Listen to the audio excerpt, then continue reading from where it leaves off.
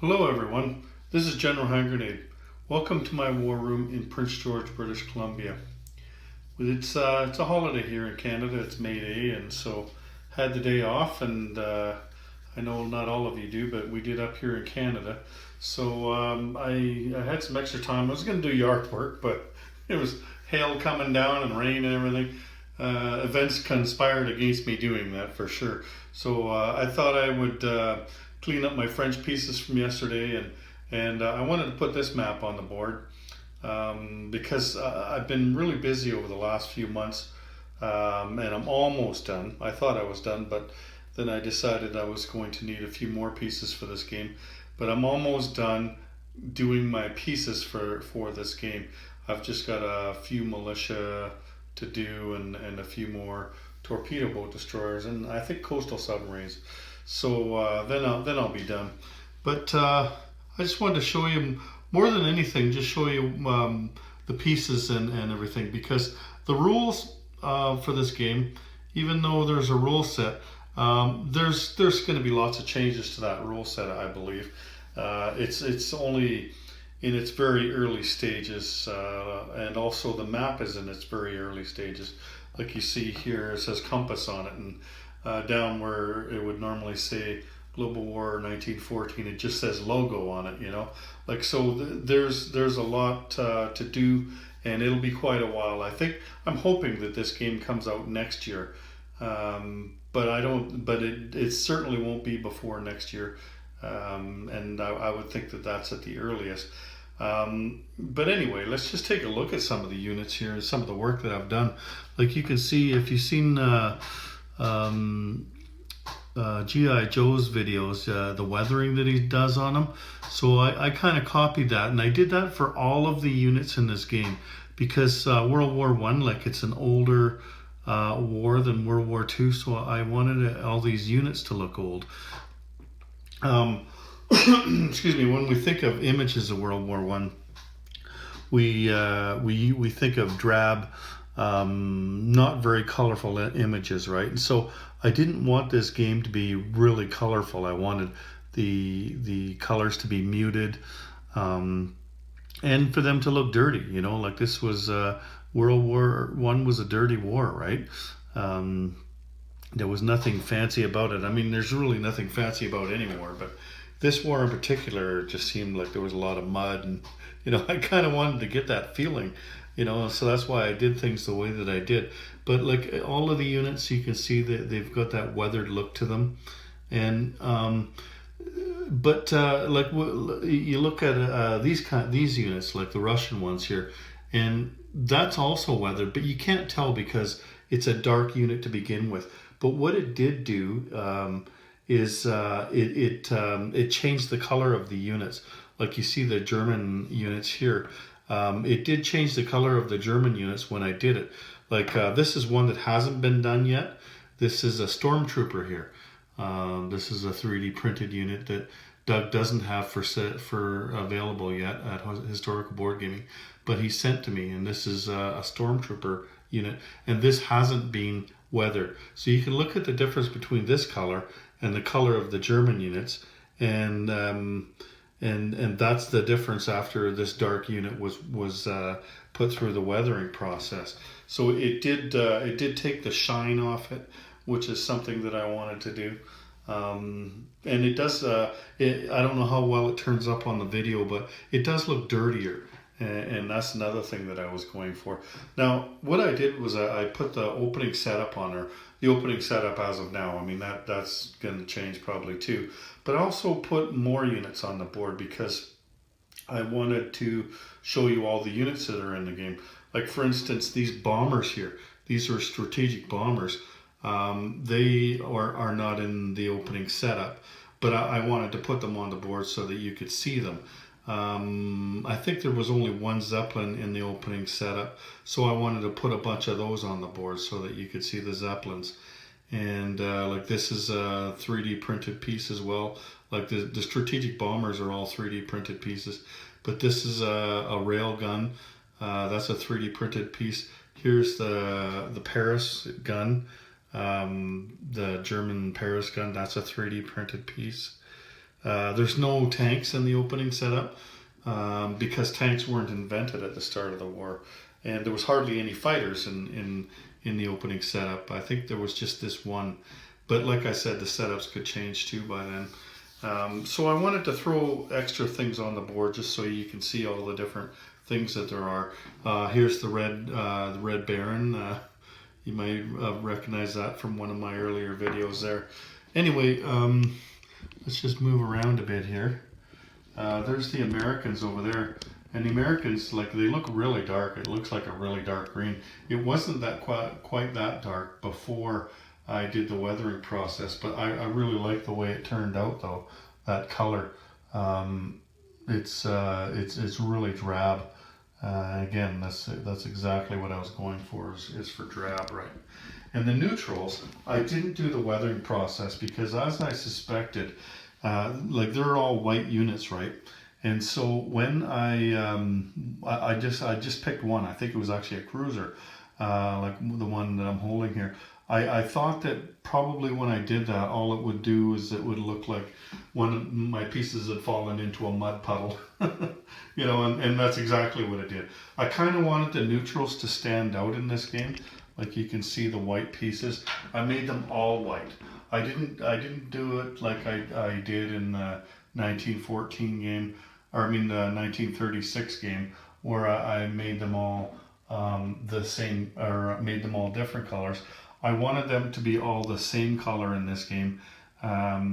People are as familiar with this war because it was further back in time, in history, and so I wanted to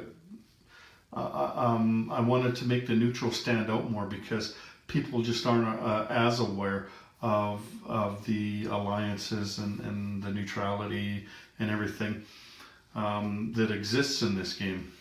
But you notice the colors here, they're a lot similar to the colors that you find in the Axis and Allies 1914 game. Like the Austro-Hungarians are green. And this color was actually pretty close to the green that they were, but again, the weathering process has darkened it a bit and made it look a little bit more drab. These guys here, I could not match the color perfectly for the Ottomans, but I like that color too, and again, that came out a bit drab. This color is a bit lighter, so if you know, look, some of the pieces you can see the weathering on it, right? So that's kind of cool that it turned out that way. Let's just move around and walk here. I'll just show you this part of the board here. With the board here, and this is going to change, I would imagine. Like here, they've got the turn tracker on here, and like in the 36 game, the turn tracker is 6 months long, right? But because this war was a bit shorter, I think they're doing 3 months every year. Like there's July, November, March, then July, November, March. So each year or each turn will be 4 months long instead of 6 months long. But anyway, like here's the development chart, like the ship and facility development production chart, I mean. And there's this thing here as well. They put a blow-up box in here. It was a good idea, like for the Western Front. But what we found when we were playtesting down in Tulsa was that this wasn't much larger than Europe itself was. So I think that this is probably going to disappear here, that this probably won't be on the new map. What I had suggested to Doug, and he thought it was a good idea, and I don't know what direction they're going to go, but just one of the ideas was that take a page out of Sireblood's book and make Europe a little bit bigger, like just fudge it a bit, you know what I mean? Make Europe itself a bit bigger, because this is where the main part of the war was here in Europe, right? And so if you made this larger, like this is here, then that would give you the extra room, and then you could make Africa even smaller than it is if you wanted to, or you could make this area smaller up here. Just make this slightly bigger.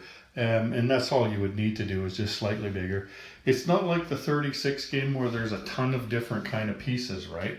Like there in World War One, there wasn't as many different types of weapons, and so you're not going to get a vast variation of pieces, and so you're only going to get a certain amount of pieces in each territory, right?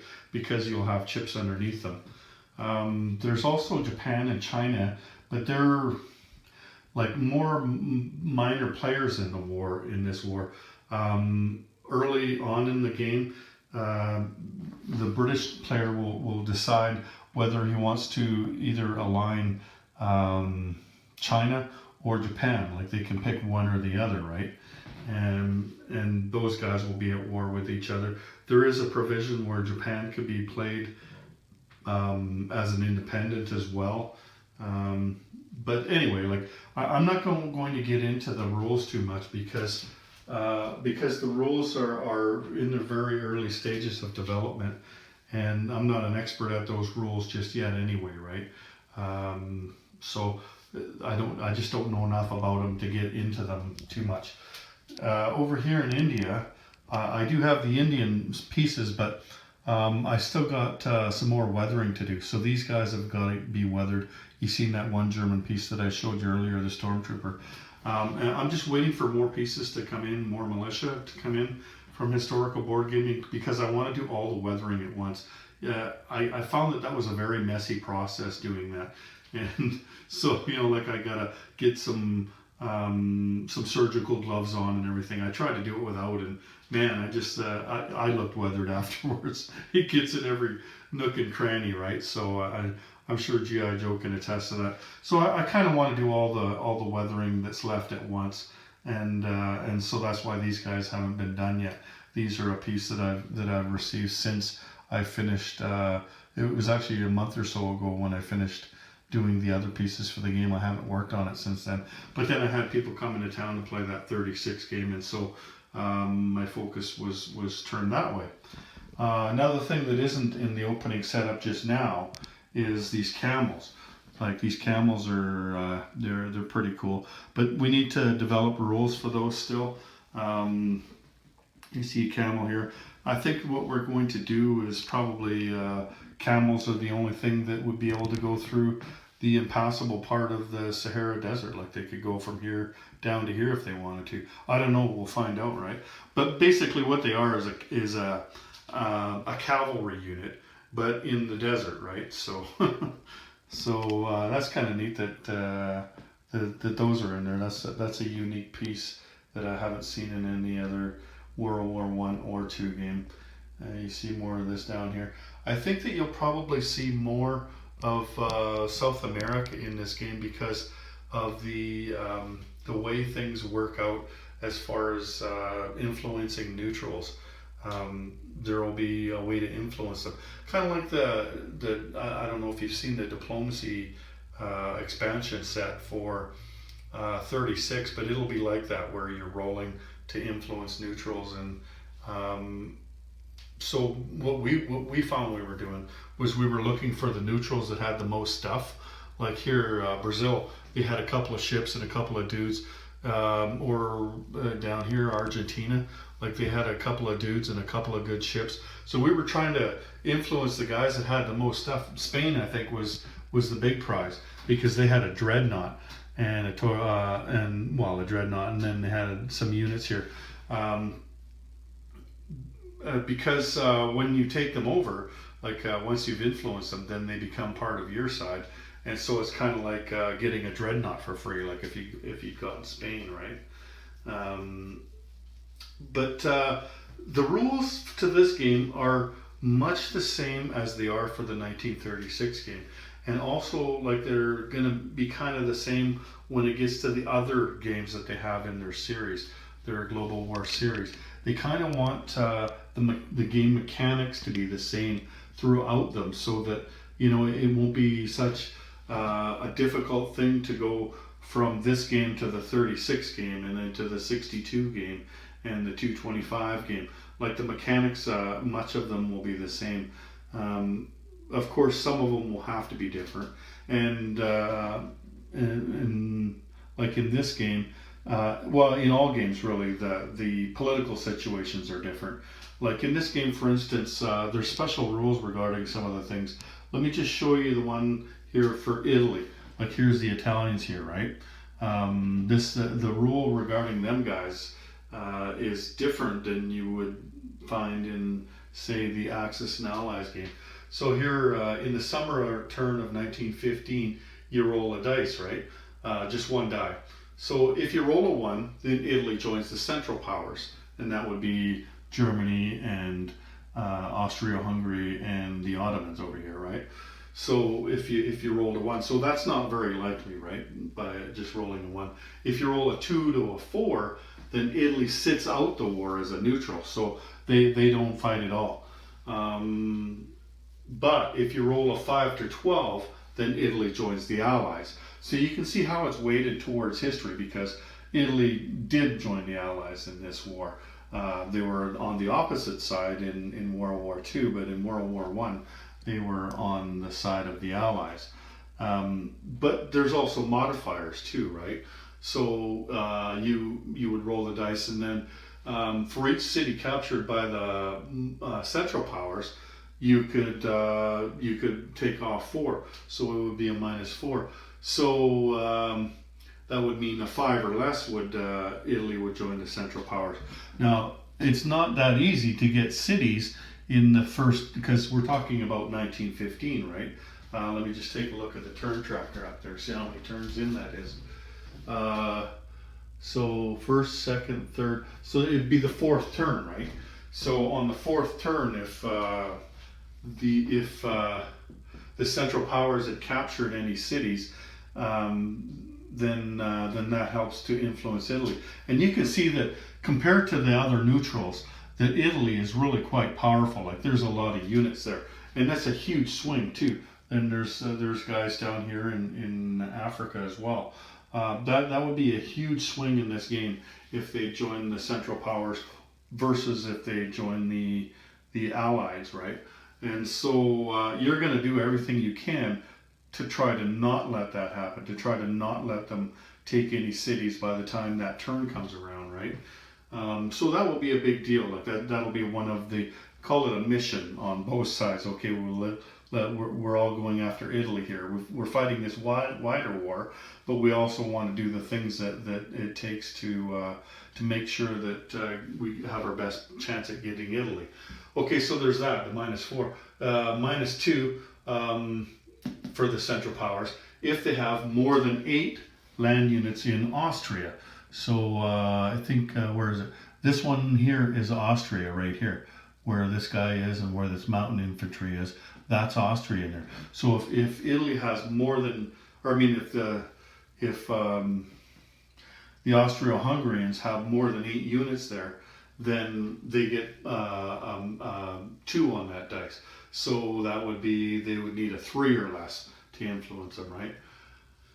But then there's, for the Allies, if there are less than 4 land units in Austria, and I remember the game that we played in Tulsa there, leading up to that turn, the turn before, I think I was playing the French, so I had brought some navy around and I attacked Austria to bring them down to less than 4, so we actually got a modifier on the dice of 2, +2, so we only needed a 3 to 12, and we were able to influence Italy. Then there's also a -1 if the Axis agrees Italy can have Tunisia at the end of the war, or a +1 if France agrees to lose a victory condition and give Italy Tunisia. So there's some different modifiers, and there's other things in this game as well, where you're plus and minus and things like that. The Americans are vastly different in this war. The Americans, I don't even know how they're played. I just remember that it was like they lend people money, they sell weapons, and they don't just sell them to one side. Like they'll sell them to anybody, right? And so it'll be cheaper to buy units off the Americans than it is to, I guess you'd say buy them off the bank. You're not really buying them off the bank, but you know how like you spend 3 IPPs for an infantry. Well, it might be cheaper if you buy it off the Americans, right? So America is a much different nation in this game. The strategic bombers that you see and the Zeppelins, they will be strategic bombing capitals, or well, factories, I guess you would say. And you see like here's a little dude here, and you look here. There's a couple of dudes right there. Those are the number of infantry that you're allowed to place on each territory. So you're not looking at factory space for how much infantry you're putting on. You're looking at wherever there's little dudes on. And it's hard to see right now because I've got all these units on there. Like there's 3 there in Vienna. You know what I mean? There's 2 here. There's 1 here, 2 here, 1 here. And then you see the green numbers there. That's the other kind of units. Like you could place 2 artillery there, you know what I mean? Or a fighter and artillery. But again, like a lot of these things are subject to change. The rules aren't even close to being done yet. And I can imagine like there's a lot to be done. Like for instance, the fighters in the game. Like here's one of the fighters. The fighters, they didn't, they weren't used like a World War II fighter where they were used as an offensive weapon. When the war began, the Second World War, they were used for reconnaissance purposes, right? Like what they would do is they would fly over enemy territory, and they would take pictures, and then they would bring the pictures back to their own side. And then they would take those pictures and superimpose them over a topographical map because you needed to know the changes in elevation. And then they were able to target their artillery to fire. Like they would be looking for, if these guys flew over here, they would be looking for the German artillery positions, you know what I mean? And once they found out what those were, then they would target their artillery to the German artillery. So that's basically what they were used for early in the war. And then one time one guy decided to bring a revolver with him, because these guys like they'd go take their pictures and they'd pass the other fighter in the air, you know, they wave to each other. It was kind of friendly, right? But then one guy decided he was going to bring a revolver, and he shot at another guy as they were going back after their pictures were taken, and that was it. And that was the change. So then, you know, one guy wanted machine guns mounted on his thing, and then they developed machine guns, and then next thing you knew, fighters were they were part of the war machines after that. They weren't just reconnaissance. So I'm not sure how historical board gaming is going to incorporate those kinds of things. Like if they'll say that that they improve the artillery targeting or something until a certain point in time, then they improve the targeting and they can fight each other in dogfights. I don't know. Maybe they'll just have dogfights right off the bat. I don't know. We'll see. There's like I said, there's a long ways to go and a lot of talk to be done and a lot of hashed out, a lot of thought to be put in, especially by Will. Will is the guy that he's the rules guy. He's the guy that writes up the rules, and we just give him suggestions, and then he does a lot of the research and finds out if that's viable and you know if that's going to work in the game, and then we get together and we play test it, and people play test it wherever they are. Like I'm going to want to play test this game here. I'll have some friends over and we'll play this game, and then we'll send off some emails and say this is what happened in our game, and this is some suggestions that we might have. That's how this game and the other global war games are being developed, right? Anyway, it's pretty cool. I really like this, and this is I'm really excited for when this game comes out, because this game was it was the first game ever, or sorry, first war in the modern era. Like this war here changed warfare forever. You're aware of the trench warfare that happened on the Western Front here. I mean, the reason for that was because machine guns, right? Like they were going to just line up in a field and charge the other guys like war had always happened. in an open field, right? Well, they just got totally mowed down by machine guns, and well, we better dig a hole or we're all just going to get shot, right? And then the other guys dug a hole, and so then they were stuck in their trenches. And okay, well, we got to do something here. We can't just build trenches, right? Because we're not fighting each other. So then they built tanks, and like the early history of tanks was really quite fascinating when you read about it. The tanks weren't the kind of tanks that you would think of. Like there were no Panzers, put it that way. They were more like machine gun mounted inside there. They were just basically a way for people to get through the trench country without getting shot, right? And there were tracked vehicles. They had to be to get over the trenches, right?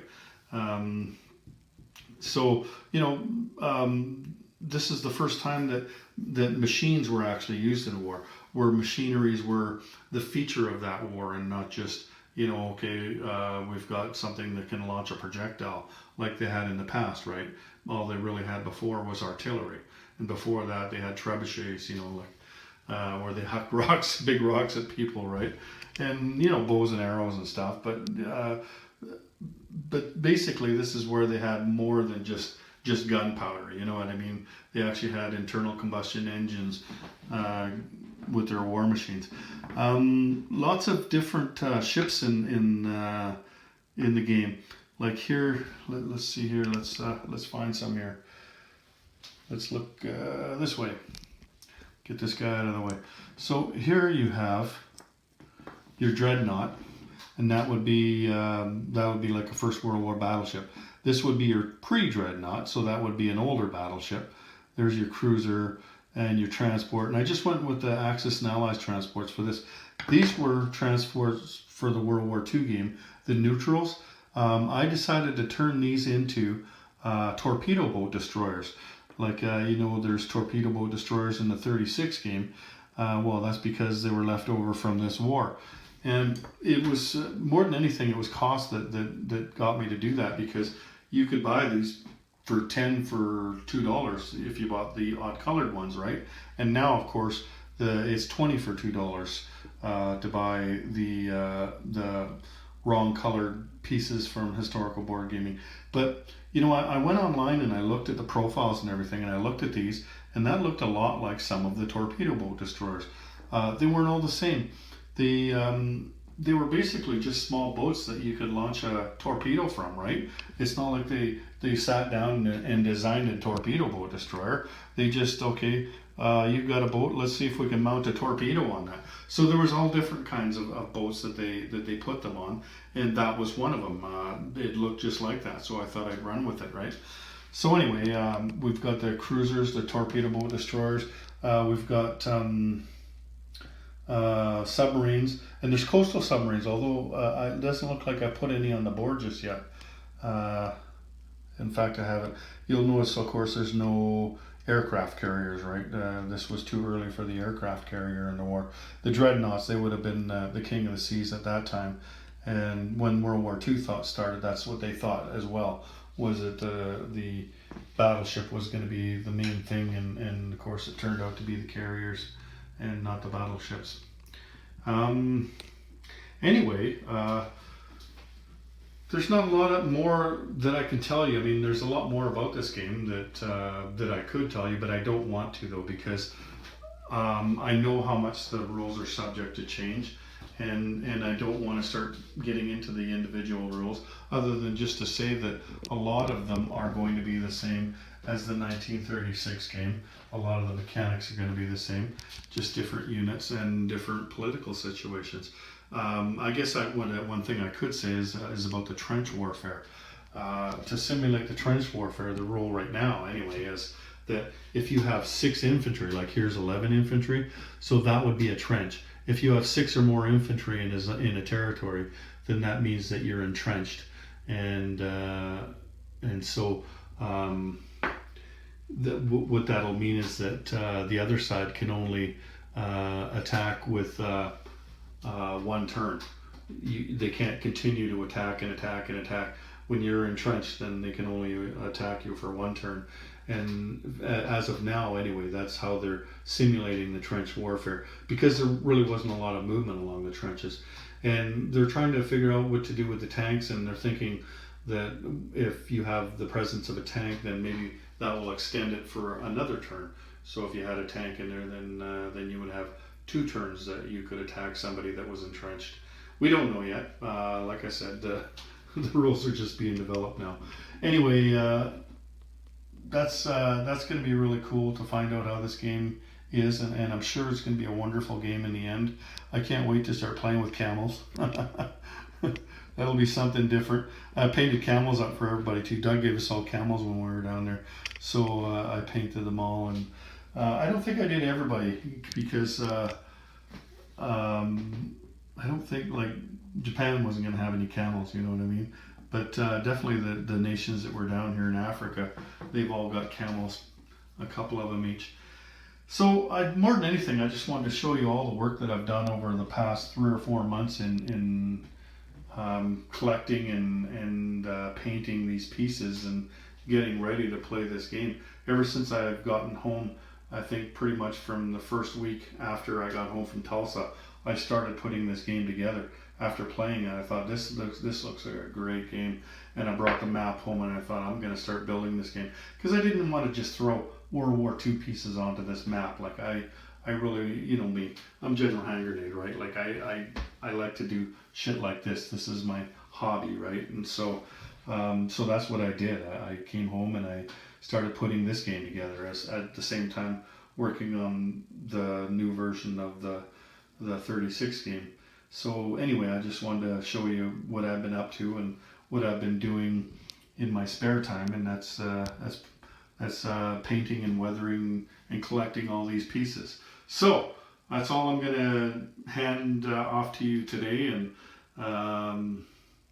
you'll have to just wait. I don't think I'll do many videos on this game this year because like I said, there's a lot to do. And I'm hoping that version 3 of 36 comes out soon. So you'll probably see more of that on my channel than you will of this game.